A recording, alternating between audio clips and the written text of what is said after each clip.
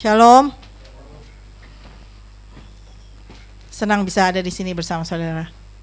Hari ini kita mau membahas soal surat Paulus kepada Timotius. Surat Paulus kepada Timotius itu ditulis tahun 6667 Masehi. Ditulis di penjara di Roma yang ditulis langsung oleh Paulus sendiri. Timotius itu muridnya Paulus. Dia seorang pekerja yang dikatakan kepada Timotius, Paulus mengatakan, kamu memberitakan Injil, tapi tidak usah pakai malu-malu. Kabarkan Injil Allah itu, selalu hidup layak di hadapan Tuhan, dikatakan seperti itu. Dia merupakan gembala jemaat di Efesus. Paulus selalu menasehatkan, selalu mengingatkan Timotius untuk hidup benar di hadapan Tuhan. Paulus mengingatkan Timotius untuk mengajar, memberitakan Injil dengan keberanian. Dengan keberanian untuk apa? Harus berani tanpa takut, tanpa malu. Dalam 2 Timotius 1 ayat yang ke-7. 2 Timotius 1 ayat ke-7 dikatakan apa? Sebab Allah memberikan kepada kita bukan roh ketakutan, melainkan roh yang membangkitkan kekuatan, kasih, dan ketertiban. Paulus katakan kepada Timotius, Tuhan sudah memberikan kepada kita bukan roh ketakutan. Ketakutan itu tidak ada di dalam kita, tapi Tuhan memberikan roh yang membangkitkan kekuatan, kasih, dan ketertiban. Kemudian Paulus juga mengingatkan kepada Timotius untuk dalam hal kesetiaannya. Karena dia sudah lihat Timotius itu punya iman yang kuat di dalam Tuhan. Itu karena apa coba? Karena di 2 Timotius 1 ayat yang ke-5. Sebab aku teringat akan imanmu yang tulus ikhlas, yaitu iman yang pertama-tama hidup di dalam nenekmu Lois dan di dalam ibumu Eunike, yang aku yakin hidup juga di dalam dirimu. Ya, dikatakan gitu. Dibilang Paulus mendesak kepada Timotius untuk memelihara bukan saja cuma doktrin yang sehat, iman yang kuat yang dia dapat dari orang tuanya, dari neneknya, dari ibunya, tetapi dia harus bisa setia. Kesetiaan, kerajinan, ketekunan tuh harus terus dijaga sama Timotius.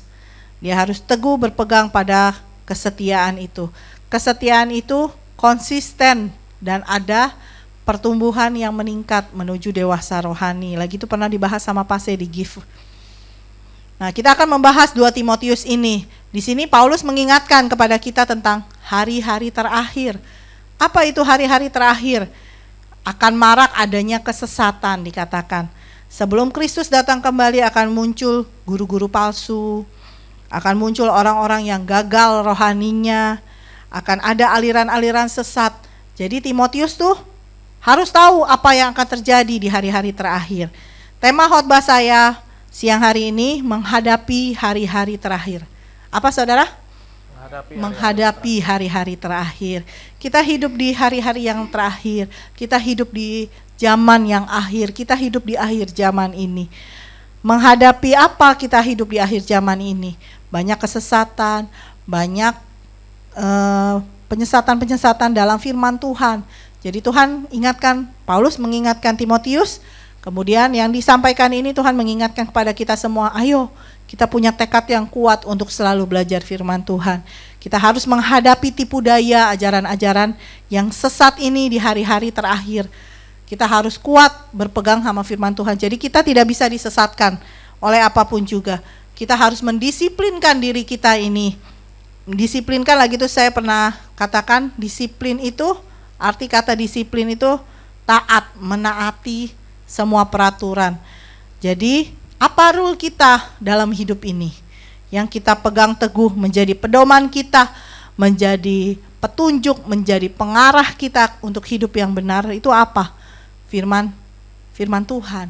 Pegang firman Tuhan itu, rule-nya itu udah benar. Jadi harus kita kerjakan, kita harus menaati firman Tuhan itu supaya kita tidak disesatkan di hari-hari terakhir ini. Firman Tuhan itu harus kita aplikasikan dalam kehidupan kita. Nah, di hidup akhir zaman ini, apa yang bakalan kita hadapi? Dalam masa-masa akhir ini yang kita hadapi itu apa? Ayo sama-sama coba kita buka 2 Timotius 3. 2 Timotius 3 ayat yang pertama sampai yang kedua. Perikopnya keadaan manusia pada akhir zaman. Inilah keadaan manusia pada akhir zaman. Ayo kita baca ayat yang pertama dan yang kedua. Ketahuilah bahwa pada hari-hari terakhir akan datang masa yang sukar. Manusia akan mencintai dirinya sendiri dan menjadi hamba uang. Mereka akan membual dan menyombongkan diri. Mereka akan menjadi pemfitnah. Mereka akan berontak terhadap orang tua dan tidak tahu berterima kasih, tidak mempedulikan agama. Itu di situ dikatakan hari-hari yang terakhir akan datang masa yang sukar. Akan datang masa yang sukar. Masa yang sukar di sini itu bahasa aslinya kalepos. Kalepos itu suatu masa yang sulit, suatu masa yang susah, yang ganas, yang penuh kecemasan, yang berbahaya, hard to do, hard to take, dangerous, hard to approach. Diawali di ayat yang pertama tadi apa? Ada kata ketahuilah.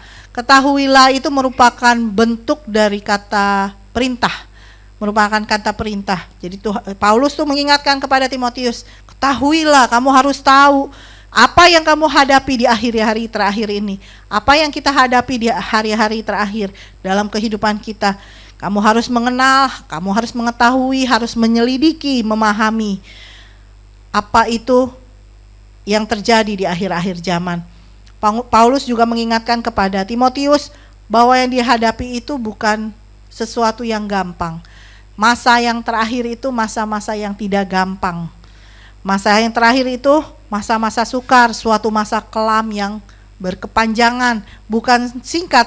Kalau kita menghadapi suatu peristiwa yang membahagiakan, biasanya cepat, dalam seminggu. Misalnya hari Senin ada yang ulang tahun, hari Selasa apalah, pokoknya dalam seminggu itu hati kita kebanyakan happy.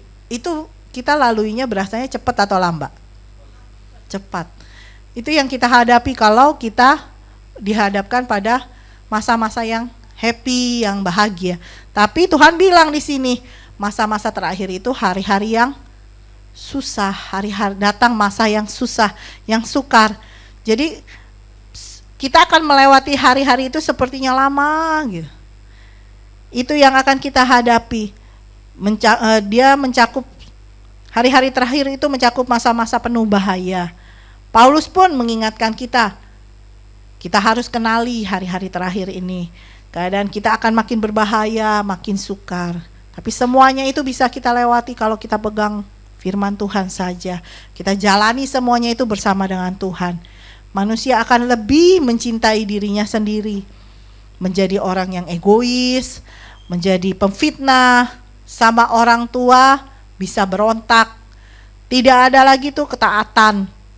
Dia bisa tidak beragama, tidak memperdulikan agamanya. Kalau tidak memperdulikan agama tuh, dia kalau ditanya orang, kamu agamanya apa? Dia pasti bilang, agama saya Kristen gitu. Tapi kok ini hari Minggu kamu gak ke gereja gitu. Terus, oh iya lagi sakit pinggang nih gitu. Misalnya ada sesuatu yang alasan buat dia untuk tidak ke gereja, dan orang itu biasanya tidak merasa apa-apa. Tidak ada rasa bersalah, tidak ada rasa kurang. Jadi hari Minggu tidak ke gereja itu kayaknya hal yang biasa. Tidak beragama di sini maksudnya seperti itu. Jadi tidak takut sama Tuhan. Tidak ada bedanya kelakuan orang yang menyebut dirinya Kristen dengan orang-orang luar yang bukan orang Kristen. tingkah laku, sikap, perbuatannya sama. Jadi tidak ada sesuatu yang bisa membedakan. Orang lihat bisa tahu, oh yang ini orang Kristen nih, oh dia percaya Yesus, yang ini bukan. Kadang saya suka malu kalau misalnya ada saudara atau teman yang tidak percaya Tuhan, tapi kelakuannya bisa baik. Itu seperti menampar kita gitu.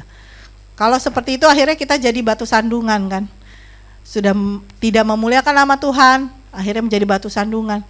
Itu menyedihkan Tuhan banget. Nah, hari-hari terakhir nih akan banyak sekali orang-orang seperti ini. Tuhan mengingatkan kita nih yang kita hadapi di hari-hari yang terakhir. Tadi dikatakan manusia akan mencintai, ayat yang kedua, manusia akan mencintai dirinya sendiri dan menjadi hamba uang. Jadi yang dipikirkannya itu egosentrisnya dan uang. Di dalam Roma 8 ayat yang ke-7, 7a. Roma 8 ayat yang ke-7a dikatakan, sebab keinginan daging adalah perseteruan terhadap Allah. Perseteruan terhadap Allah. Perseteruan itu jadi menjadikan Tuhan musuhnya kita. Kalau kita memusuhi Tuhan, apa yang kita doakan, apa yang kita minta dari Tuhan, dia berikan tidak? Nggak mungkin ya. Kalau kita musuh sama Tuhan, sama musuh teman yang menjadi musuh. Kalau dia minta tolong, kita tolongin nggak? Belum tentu kan biasanya. Kalau kita mencintai diri sendiri dan uang, itu sama aja dengan kita memusuhi Tuhan. Seperti kita mau kasih tahu Tuhan, Tuhan mau urusan belakangan, diri sendiri yang duluan gitu. Seperti itu, maka kita akan binasa kalau seperti itu. Makna dari mengasihi atau cinta akan diri sendiri, itu orang itu akan sombong, orang itu akan angkuh, tidak memperdulikan orang lain. Orang itu akan menjadi orang yang pembual, sok jago gitu. Selalu merasa dirinya nomor satu, tinggi hati, memandang rendah orang lain. Huperepanoi itu dia merasa dirinya pokoknya lebih dibandingin orang lain. Lebih baik, lebih cantik, lebih pokoknya dari orang lain. Dia di atas orang-orang lain, dia berpikir seperti itu. Orang-orang seperti ini tidak suka akan pendapat orang lain. Cenderung menganggap rendah. Kalau ada orang menasehati dia, kamu tuh begini, gini, dia kagak bakal mau dengar. Itu yang ada di akhir hari-hari terakhir itu, orang-orang seperti itu. Tidak ada yang takut akan Tuhan. Mereka menganggap mereka bisa tanpa Tuhan. Kita lihat kembali balik ke 2 Timotius 3, ayat yang ketiga sampai yang keempat. Coba kita lihat. 2 Timotius 3 ayat 3 dan 4. Tidak tahu mengasihi, tidak mau berdamai, suka menjelekkan orang, tidak dapat mengekang diri, garang, tidak suka yang baik, suka mengkhianat, tidak berpikir panjang, berlagak tahu, lebih menuruti hawa nafsu daripada menuruti Allah. Nah, kita bahas satu-satu ya. Apa sih yang terjadi? Keadaan manusia pada akhir zaman tuh apa aja? Yang pertama tadi apa? Di ayat 3, tidak tahu mengasihi. Tidak tahu mengasihi. Hukum alam biasanya kalau orang tua sama anak itu saling mengasihi. Pasti saling mengasihi, saling mengampuni. Sesama kita juga biasanya saling mengasihi, sama-sama orang Kristen saling mengasihi. Bukan orang Kristen? Bisa nggak mengasihi? Itu yang terjadi. Dibilang tidak mengasihi. Jadi tidak ada belas kasihan lagi antara satu dengan yang lain. Misalnya orang tua dengan anak. Kalau zaman dulu tuh hukumnya orang tua anak, kalau kita dengar sepintas orang tua anak, pasti kan nurut. Pasti langsung ya sama orang tua harus hormat. Ada tuh batasan, kita harus hormat, kita harus nurut sama orang tua. Tapi di hari-hari terakhir tidak mengasihi ini bisa jadi orang tua dengan anak tuh bisa tidak ngomongan satu sama lain. Hanya karena hal-hal kecil, misalnya mereka ada ribut apa gitu, atau soal warisan, bisa tuh tidak ngomong satu dengan yang lainnya. Bukan karena hal yang penting, tapi hanya hal sepele itu bisa tidak ada belas kasihan, tidak mengasihi satu dengan yang lainnya. Yang kedua tadi apa? Tidak mau berdamai. Tidak mau berdamai, aspondos. Karena warisan biasanya itu tidak akhirnya jadi kayak saudara tapi bukan saudara. kok lu nggak ngomong lagi sih sama dia gitu. Ah iya, sejak bokap meninggal pokoknya udah gak ada urusan deh sama dia. Karena usut punya usut soal warisan, misalnya tidak dapat atau dibaginya nggak rata, akhirnya jadi berantem, hubungannya jadi nggak enak, tidak mau berdamai. Kemudian suka menjelekan orang, dia bolos bahasa aslinya. Gampang sekali timbul pikiran buat sesuatu yang buruk tentang orang lain. Mengintimidasi. Yang biasa mengintimidasi siapa? Iblis. Jadi kita punya pikiran itu seperti iblis. Melihat sesuatu masalah langsung pikirannya itu udah yang negatif. Iblis sering banget kan mengintimidasi kita untuk sesuatu yang sebenarnya Tuhan katakan ini, tapi dia selalu mengintimidasi kita dengan bukan seperti itu, kayak begitulah. Jadi iblis yang suka mengintimidasi atau suka menjelekkan orang, hal-hal seperti ini kita jauhkan dari hidup kita. Di hari-hari terakhir tuh akan banyak seperti itu. Kemudian tidak mengekang diri, tidak dapat mengekang diri. Ini akrates bahasa aslinya, tidak bisa menguasai diri, baik soal kebutuhan jasmani atau soal materi. Kemudian ada kata garang. Garang ini anemeros. Anemeros itu galak atau ganas. Tidak bisa diperintah, dia tidak bisa tunduk sama atasan. Jadi kalau ada bos kita karyawan gitu, bosnya bilang kamu mesti gini. Buat nunduk tuh dia, buat ngerjakan biasanya susah, selalu membangkang gitu. Tidak bisa diperintah, liar, perbuatannya tuh liar kebanyakan.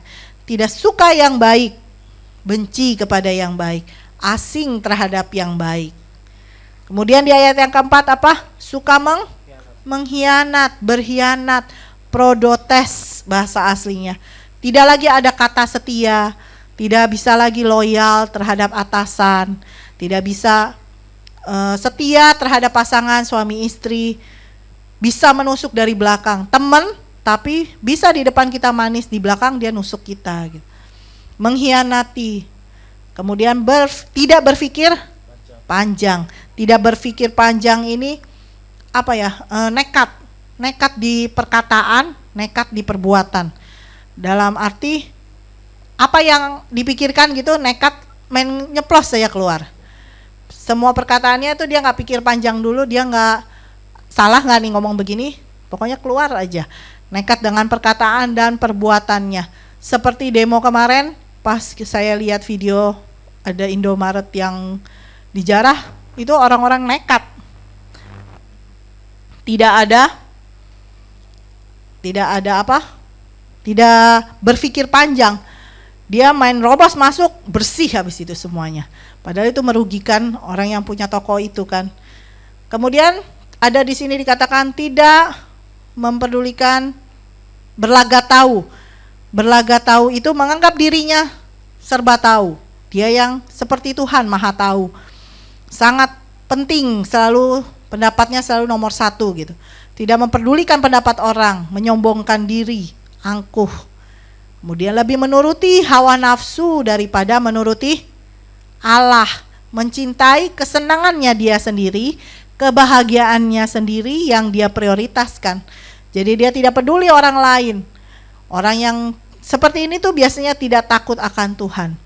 Pasti lebih menuruti hawa nafsunya, kedagingannya yang ia puaskan, kedagingannya yang ia penuhi, bukan apa yang Tuhan mau. Itu di hari-hari terakhir akan ada orang-orang seperti itu. Kemudian kita baca dari 2 Timotius ayat yang ke-5. Secara lahiriah mereka menjalankan ibadah mereka, tetapi pada hakikatnya mereka memungkiri kekuatannya. Jauhilah mereka itu. Ya, di ayat yang ke-5 ini, kalau yang tadi yang tidak beragama itu, mereka tidak rajin. Jadi entar ke gereja, entar enggak, itu biasa buat mereka. Tetapi di ayat 5 ini secara lahiriah mereka menjalankan ibadahnya. Ibadah di sini eusebia bahasa aslinya. Itu berarti kesalehan. Jadi bukan orang yang di luar gereja, tetapi orang yang seperti ini tuh ada di dalam gereja. Dia saleh, dia selalu ikutin kebaktian. Ada hari Minggu, semua sesinya dia ikut. Ada hari Senin sampai Sabtu diikutin semua. Jadi orangnya memang rajin untuk beribadah, tetapi memungkiri kekuatannya, memungkiri kalau beribadah itu ada kuasanya gitu. Dia menolak hal-hal itu. Disuruh menjalankan firman Tuhan, taat sama firman Tuhan, kerjakan, gak dikerjakan. Itu orang-orang seperti ini. Memungkiri di sini tuh menyangkal, menolak. Jadi dia rajin beribadah, tidak pernah absen ke gereja, tapi firman yang disampaikan yang setiap kali dia dengar, perintah Tuhan disuruh kerjakan, tetap tidak mau. Egosentrisnya yang pegang kuasa, yang pegang peranan, sehingga dia tidak mau mengerjakan firman Tuhan yang dia dengar itu. Itu yang ada di hari-hari terakhir yang Tuhan katakan di ayat ini. Bukan hanya jemaat yang bisa seperti ini, tetapi siapa? Hamba-hamba Tuhan, para pelayan-pelayan Tuhan, pekerja-pekerja Tuhan. Mereka rajin ibadah, mereka rajin ada di gereja melakukan kegiatan-kegiatan rohani, tetapi mereka memungkiri kekuatannya. Jadi mereka menolak, mereka menyangkal kuasa dari ibadah itu. Jadi sekedar rutinitas akhirnya. Banyak sekali yang mengalami hal-hal ini pada akhir-akhir zaman. Kita sering lihat hamba Tuhan berkhotbah, tapi kok kehidupannya tidak ada perubahan. Nah itu biasanya mereka beribadah, mereka menyampaikan kebenaran firman Tuhan, tetapi mereka sendiri tidak mengerjakan kebenaran firman Tuhan itu. Seperti dalam Matius 23 ayat yang ke-25. Celakalah kamu, hai ahli-ahli Taurat dan orang-orang Farisi, hai kamu orang-orang munafik, sebab cawan dan pinggang kamu bersihkan sebelah luarnya, tetapi sebelah dalamnya penuh rampasan dan kerakusan. Nah, jadi mereka hanya menjaga bagian luarnya. Mereka hanya membersihkan bagian luarnya putih, tapi bagian dalamnya penuh rampasan dan kerakusan. Itu yang terjadi di dalam gereja. Kita melihat, oh ini orang rohani sekali, oh ini orang ini banget ya, kudus banget gitu. Tapi di luar dia mendukakan hati Tuhan. Dia tidak menjadi kesaksian buat banyak orang, tapi menjadi batu sandungan. Paulus mengingatkan Timotius, kita semua harus menjauhi orang-orang itu. Jadi Timotius diingatkan, kalau ada orang-orang seperti ini jangan bergaul dengan mereka. Kemudian kita baca di 2 Timotius di ayat yang ke-6 sampai ke-9. Sebab di antara mereka terdapat orang-orang yang menyelundup ke rumah orang lain dan menjerat perempuan-perempuan lemah yang syarat dengan dosa dan dikuasai oleh berbagai-bagai nafsu, yang walaupun selalu ingin diajar, namun tidak pernah dapat mengenal kebenaran. Sama seperti Yanes dan Yambres menentang Musa, demikian juga mereka menentang kebenaran. Akal mereka bobrok dan iman mereka tidak tahan uji. Tetapi sudah pasti mereka tidak akan lebih maju, karena seperti dalam hal Yanes dan Yambres, kebodohan mereka pun akan nyata bagi semua orang. Banyak orang-orang di ayat yang ke-6 tadi, banyak orang-orang atau perempuan yang lemah, yang rindu kebenaran. Mereka bukan yang gak rindu kebenaran, mereka mau belajar firman Tuhan itu. Tetapi kebanyakan perempuan-perempuan yang lemah ini gampang disesatkan oleh keadaan akhir zaman. Gampang terpengaruh, gampang dengan kesesatan-kesesatan yang ada tuh, hawa nafsu yang ada, mereka masih terpengaruh. Jadi mereka rindu diajar firman Tuhan, selalu ingin diajar, tetapi tidak pernah bisa, tidak sanggup mengerti, mengenal kebenaran itu. Mereka dikuasai berbagai-bagai nafsu dunia ini. Semua nafsu dunia ini tuh masih terikat terhadap hidup mereka. Tahu firman Tuhan, tetapi tidak bisa mengaplikasikannya dalam kehidupannya. Karena pikiran, hati, matanya tuh semua masih terikat sama hal-hal daging. Sama fokusnya hanya kepada kenikmatan sesaat selama di bumi ini. Semua yang ditawarkan dunia ini itu masih fokus mereka hanya ke situ. Tidak mau mengarahkan dirinya untuk fokus pada hal-hal yang kekal. Apa hal-hal yang kekal itu? Kehidupan kita harus di dalam roh.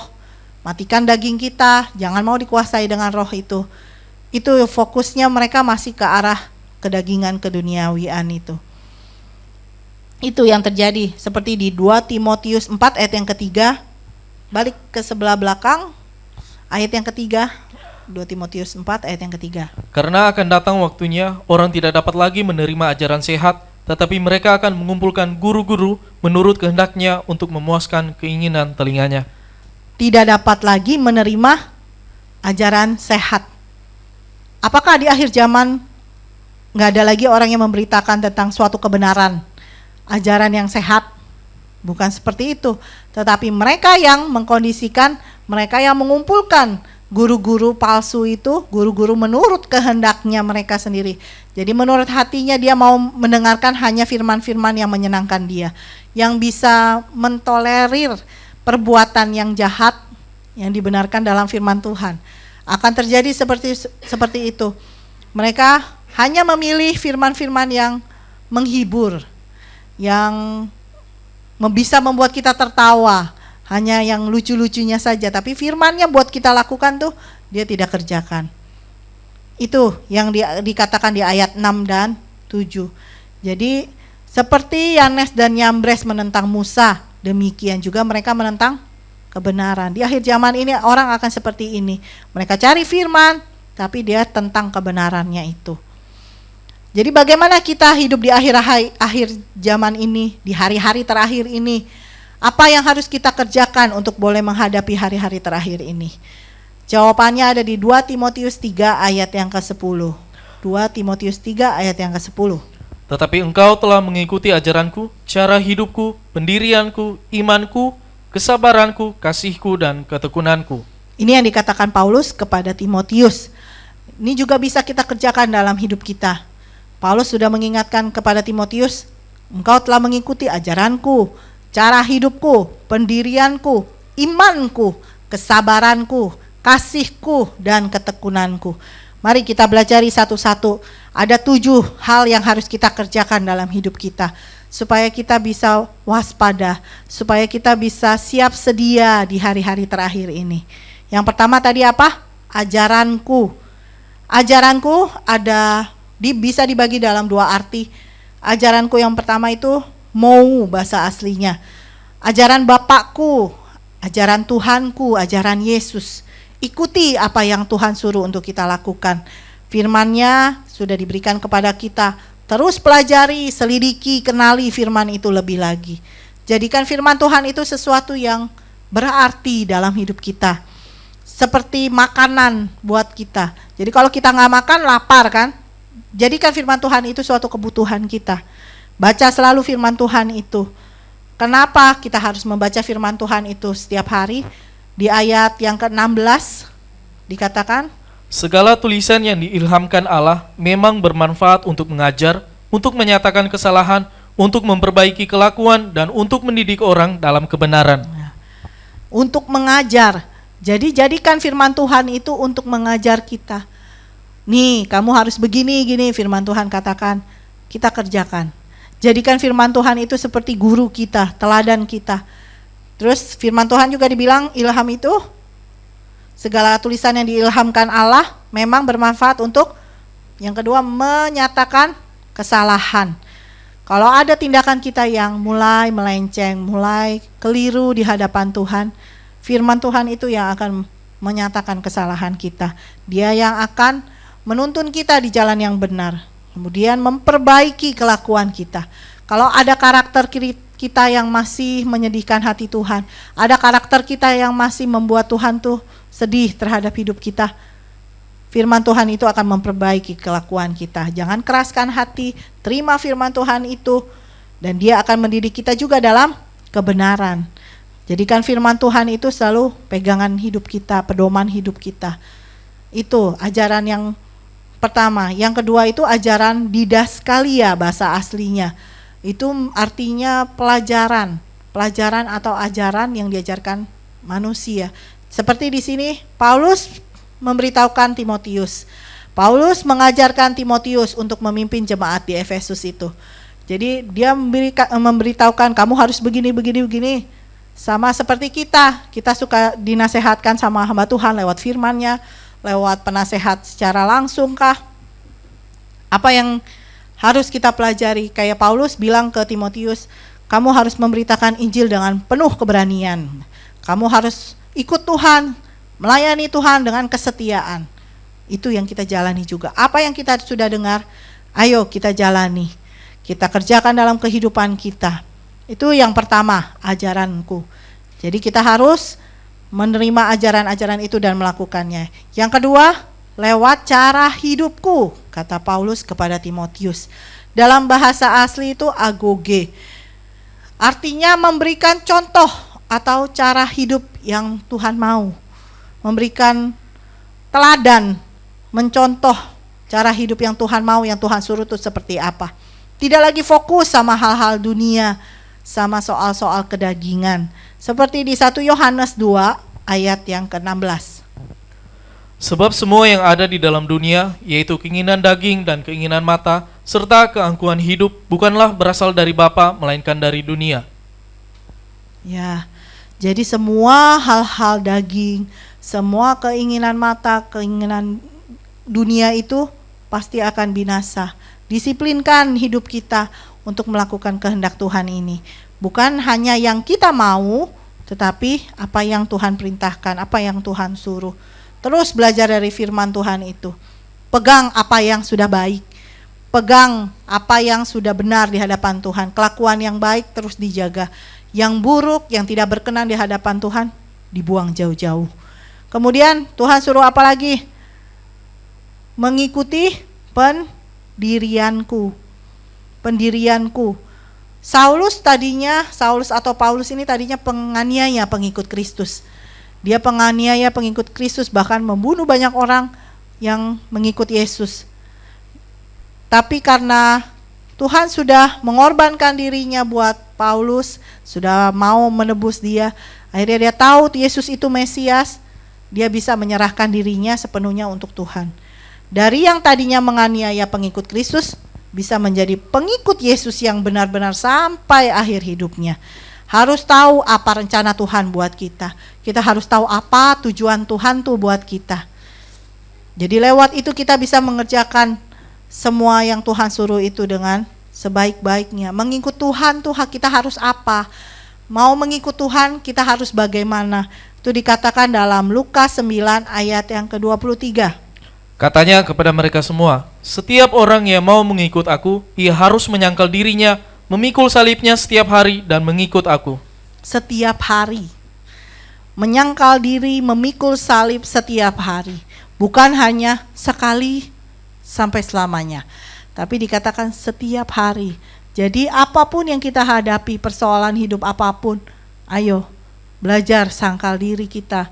Lakukan semuanya bukan karena kita yang senang, tetapi Tuhan yang disenangkan lewat perbuatan-perbuatan kita. Pikul salib itu. Memang kita orang-orang percaya pada Tuhan pasti akan menderita aniaya. Pikul salib itu, jalani. Kita gak sendirian, kita pasti bersama-sama Tuhan. Tuhan pasti sertai kita. Itu yang kita kerjakan. Kemudian selain pendirianku dikatakan imanku. Imanku dalam bahasa aslinya tuh pistis. Timotius memiliki iman yang kuat yang dia dapat dari ibunya, dari neneknya. Dia udah punya iman yang kuat. Kemudian dia dididik sama Paulus juga, imannya semakin kuat. Tapi Tuhan bilang tapi Paulus bilang kepada Timotius, pegang semuanya itu sampai Tuhan datang nanti gitu. Jadi dia harus pemegang imannya kuat. Kita pun seperti itu. Iman kita jangan dibiarkan goyah, jangan dibiarkan lemah. Biarkan iman kita tetap kuat, tetap kokoh, teguh di dalam Tuhan. Karena kenapa? Karena pada saat Tuhan datang, nanti yang dia tanya, adakah iman di bumi ini? Itu di dalam Lukas 18 ayat yang ke-8. Aku berkata kepadamu, ia akan segera membenarkan mereka. Akan tetapi, jika Anak Manusia itu datang, adakah ia mendapati iman di bumi? Apakah ia mendapati iman di bumi ini? Jadi kalau pada saat ini kita imannya kuat nih, tapi Tuhan belum datang. Kapan Tuhan datang? Tidak ada seorang pun yang tahu dikatakan. Tapi bagaimana dengan kita mempertanggungjawabkan semuanya itu? Kalau Tuhan panggil kita pulang, ada yang bisa tahu? Nggak ada yang tahu juga kan. Jadi ayo persiapkan diri kita. Terus iman kita harus kuat di dalam Tuhan. Terus jaga iman kita itu teguh di dalam Tuhan. Karena apa? Iman itu timbul dari apa? Di dalam Roma 10 ayat 17 dikatakan, jadi iman timbul dari pendengaran dan pendengaran oleh firman Kristus. Iman timbul dari pendengaran. Kita udah dengar firman Tuhan.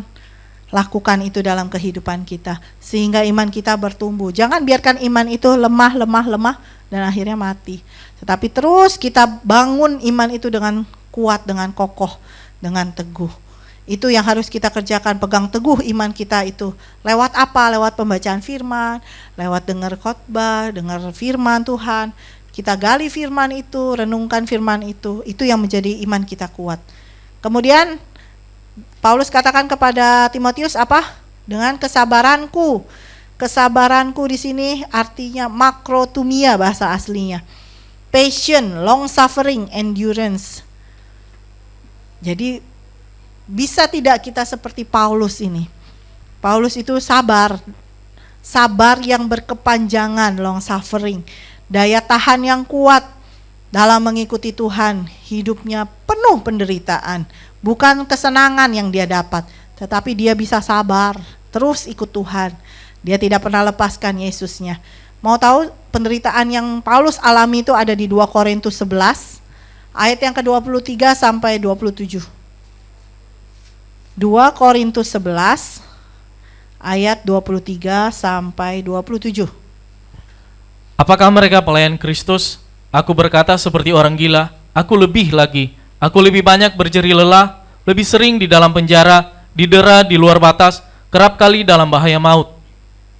5 kali aku disesa orang Yahudi, setiap kali 40 kurang 1 pukulan. 3 kali aku didera, 1 kali aku dilempari dengan batu, 3 kali mengalami karam kapal, sehari semalam aku terkatung-katung di tengah laut. Dalam perjalananku aku sering diancam bahaya banjir dan bahaya penyamun. Bahaya dari pihak orang-orang Yahudi dan dari pihak orang-orang bukan Yahudi.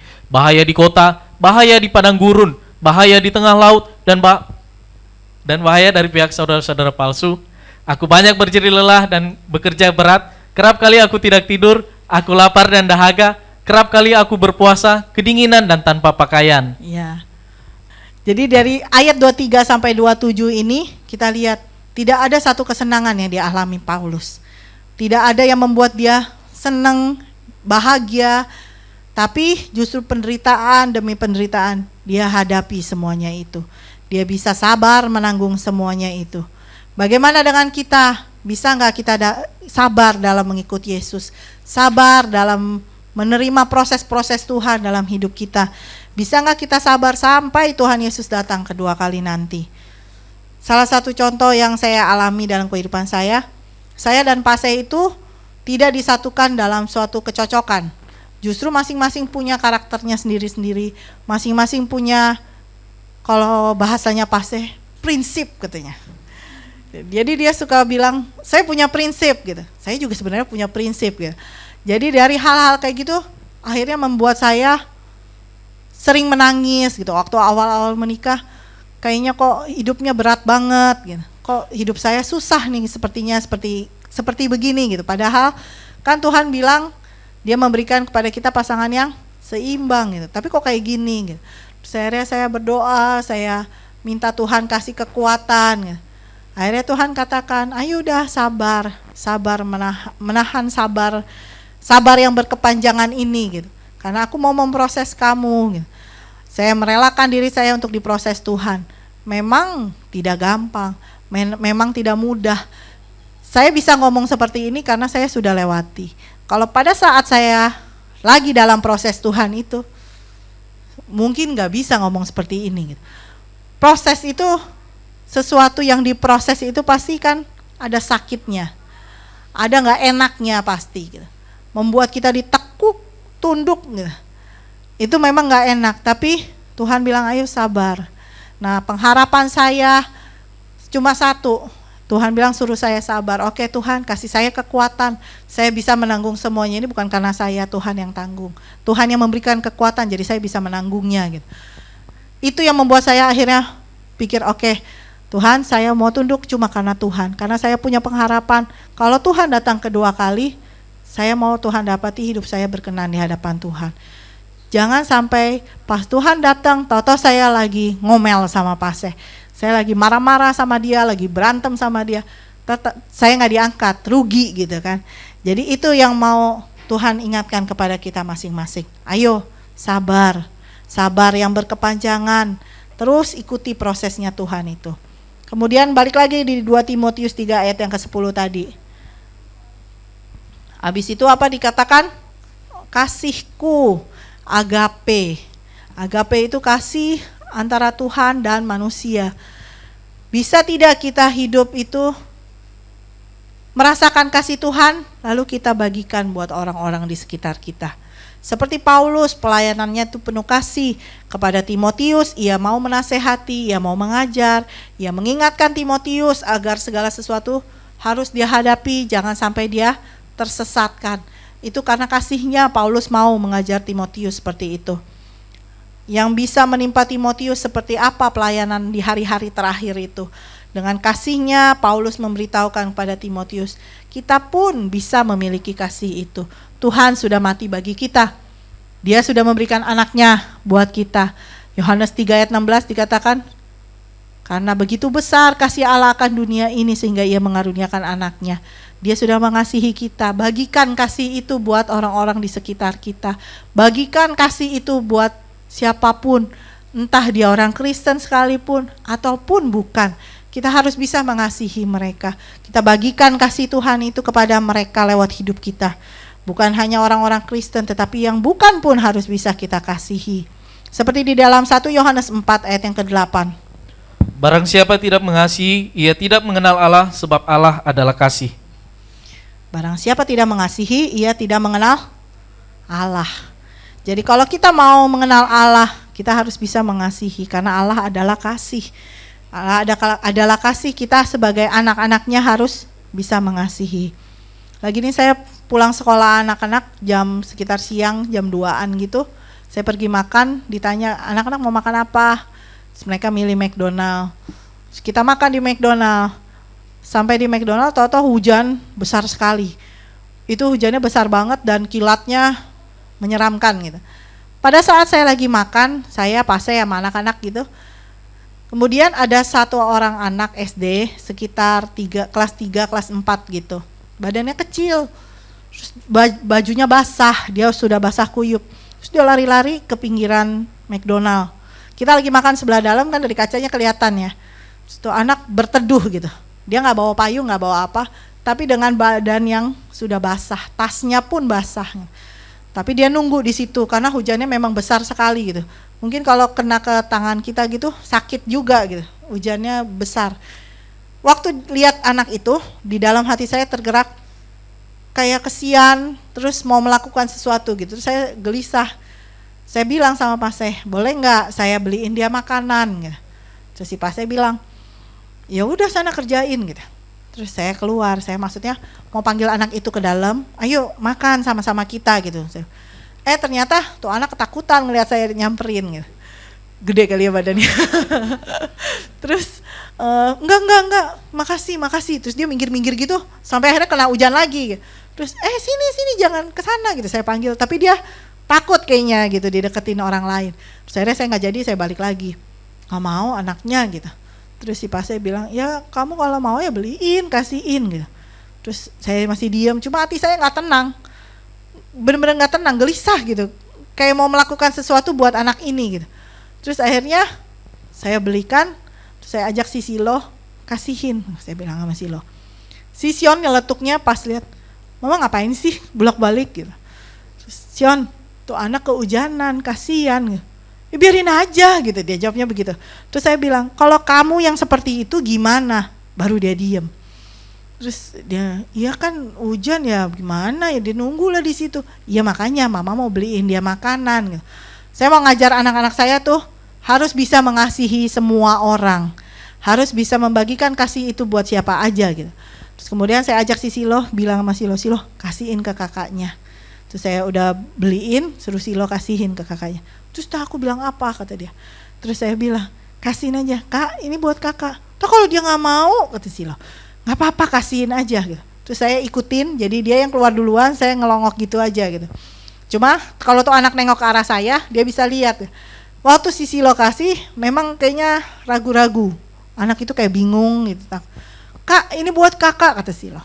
Terus orang anak itu kayak bingung gitu. Terus dia nengok, lihat saya, terus dia bingung, matanya tuh kayak bingung, terus saya bilang, iya buat kamu, makan gitu.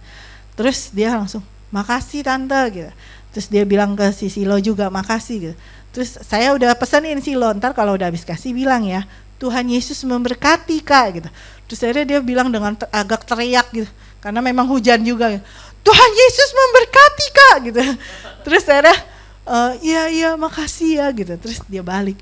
Terus si Silo bilang, protes gitu ke saya, ngapain sih mah bilang begitu, kan malu gitu. Terus saya bilang, nggak apa-apa, biarin orang tahu gitu. Kalau misalnya kita anak Tuhan, kamu begitu, kamu dapat upahnya deh gitu. Terus itu yang saya ajarkan ke anak-anak saya waktu itu.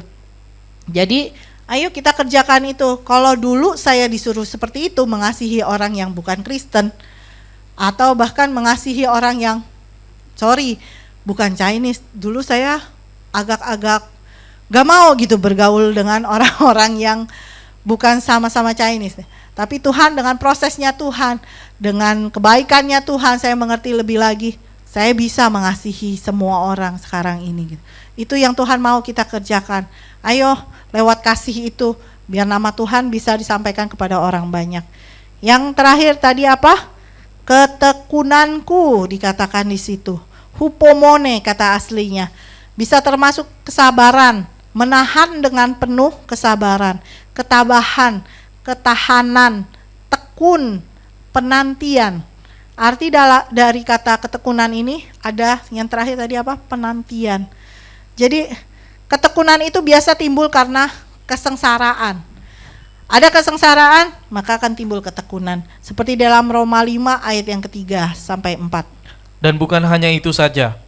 Kita malah bermegah juga dalam kesengsaraan kita, karena kita tahu bahwa kesengsaraan itu menimbulkan ketekunan, dan ketekunan menimbulkan tahan uji, dan tahan uji menimbulkan pengharapan.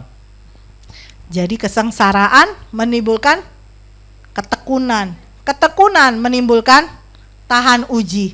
Tahan uji itu yang bisa membuat kita tahan uji itu karena pengharapan.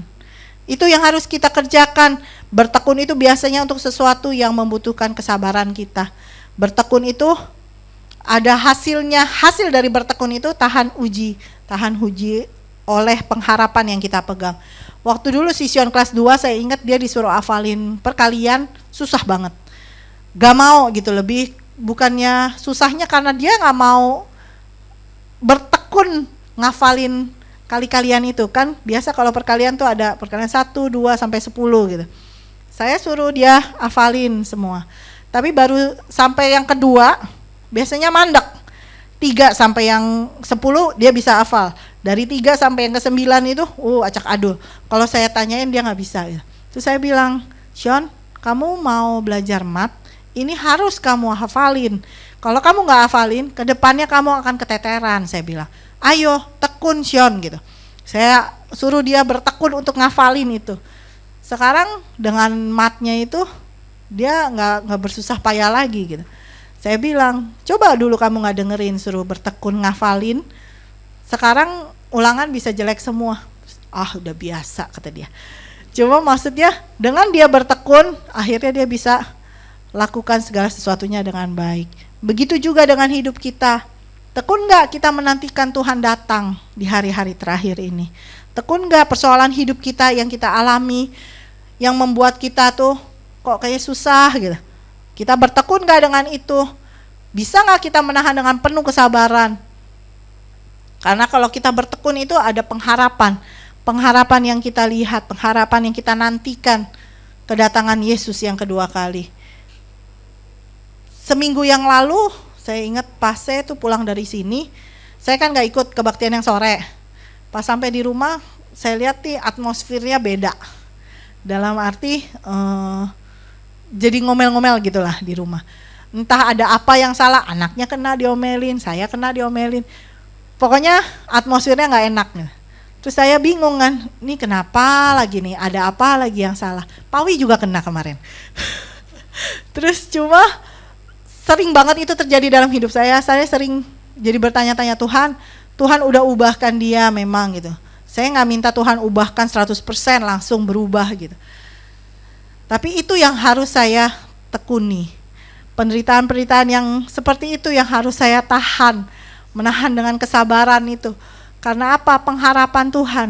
Nanti kalau pada saat Tuhan datang kedua kali, saya lagi ngedumel, marah-marah sama dia, saya lagi nyimpen kesel di dalam hati, saya bisa nggak diangkat. Kalau saya nggak diangkat, akhirnya yang rugi saya sendiri. Saya bilang, Tuhan, oke, berikan saya ketekunan itu, supaya saya bisa, Tuhan dapati saya berkenan. Pada saat Tuhan datang, saya bisa dalam keadaan sudah mengerjakan firman Tuhan. Itu yang harus kita kerjakan. Ayo, persiapkan diri kita menghadapi hari-hari yang terakhir. Mungkin dalam hati kita bertanya, kapan Tuhan datang? Dari zaman dulu Timotius itu dikasih tahu, sampai sekarang masih lama. Ada kemungkinan Tuhan datang, memang kita tidak ada yang tahu memang.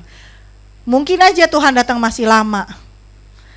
Mungkin aja lebih cepat dari perkiraan kita. Atau bisa jadi besok. Tapi ada gak kita yang tahu seberapa panjang hidup kita? Seberapa lama Tuhan memberikan nafas hidupnya buat kita? Kita tidak tahu. Berarti kan hari-hari terakhir ini kita kerjakan dengan sebaik-baiknya. Saya sekarang ingatnya pokoknya, Tuhan, saya mau melakukan firman Tuhan hari ini. Besok seperti apa, saya gak mau tahu. Pokoknya kerjakan yang bisa kita kerjakan hari ini. Tuhan suruh apa hari ini, kita kerjakan. Jangan nunda-nunda terus gitu. Jadi dengar firman Tuhan, langsung kerjakan. Jadi kita persiapkan hidup ini seperti yang Tuhan mau, seperti yang Tuhan suruh. Jadi pada saat kedatangan Tuhan yang kedua kali, kita siap.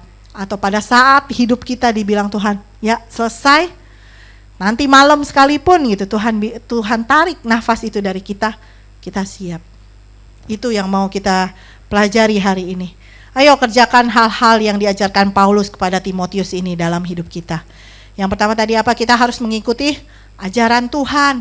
Ajaran yang Paulus ajarkan pada Timotius itu firman Tuhan. Jadikan pedoman, petunjuk, pegangan hidup kita.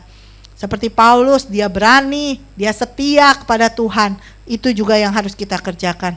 Kita harus mengikuti cara hidup seperti yang Tuhan mau. Memikirkan bukan soal dunia, bukan soal daging. Jadi teladan lewat cara hidup kita. Bisa membawa nama Tuhan, bisa membawa kemuliaan bagi nama Tuhan. Kita harus memegang, mengikuti pendiriannya Paulus. Sekali Yesus, selama-lamanya Yesus. Selama-lamanya ikut Yesus. Harus tahu tujuan hidup kita tuh apa. Harus tahu rencana Tuhan buat kita. Sangkal diri, kita menyangkal diri kita, memikul salib kita. Bersama dengan Tuhan kita pasti bisa. Kita harus punya iman yang teguh, kuat, kokoh seperti Paulus. Pada saat Yesus datang kembali, yang dia tanya, adakah iman di bumi ini? Jadi yang Tuhan lihat tuh bukan harta kita, bukan rumah kita, bukan mobil kita, tapi yang dia mau lihat tuh iman kita. Apakah iman kita tuh terus kokoh di dalam Tuhan? Lewat apa kita membangun iman kita? Lewat pembacaan firman Tuhan, dengan khotbah-khotbah firman Tuhan, gali firman Tuhan itu, renungkan dalam hidup kita, aplikasikan dalam hidup kita. Maka iman kita akan terus bertumbuh sampai nanti Tuhan datang, Tuhan bisa lihat iman kita tetap bertumbuh kuat kokoh di dalam Tuhan. Kita harus terus bersabar, long suffering. Mengikut Yesus gak ada yang mudah. Mengikut Yesus itu bukan sesuatu hal yang mudah. Bisa gak kita sabar melewati setiap proses yang Tuhan izinkan dalam hidup kita? Jangan menyerah. Jadi pada saat proses Tuhan sedang terjadi dalam hidup kita, jangan langsung give up. Langsung, saya gak kuat Tuhan. Tapi ingat, Tuhan tuh tidak akan membiarkan kita sendiri. Dia memproses kita, dia juga yang akan terus pegang tangan kita erat. Itu yang Tuhan mau kita kerjakan. Kita juga harus hidup terus dalam kasih-Nya, melakukan segala sesuatu dengan kasih-Nya Tuhan. Kepada semua orang, supaya lewat hidup kita nama Tuhan dipermuliakan. Tuhan udah mengasihi kita sekarang ini, tapi bagikan kasih itu untuk orang lain yang belum menerima Yesus. Kita juga harus bisa terus jaga ketekunan itu sampai Tuhan datang kedua kali. Sampai tarikan nafas terakhir dari hidup kita. Kita bisa jaga ketekunan itu. Menahan dengan penuh kesabaran semua tantangan hidup, proses-proses yang Tuhan izinkan, persoalan hidup yang selalu kita hadapi. Kita bisa lewati semuanya itu bersama Tuhan. Dan kita akan diangkat bersama-sama dengan Tuhan. Itu pengharapan kita, penantian hidup kita. Jadi, ayo sekarang kerjakan yang diperintahkan hari ini. Menghadapi hari-hari terakhir itu, kita harus lakukan semuanya ini.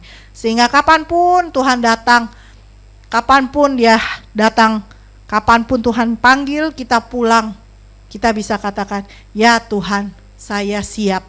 Kapanpun itu terjadi, kita bisa katakan, saya siap. Harinya sudah semakin dekat, tanda-tanda zaman semakin nyata. Jangan sampai semuanya itu udah lewat dan ada kata terlambat. Sebelum semuanya terlambat, sekarang ini Tuhan perintahkan, berbahagialah orang yang mendengar firman Tuhan dan melakukannya. Kerjakan semuanya itu. Tuhan Yesus memberkati.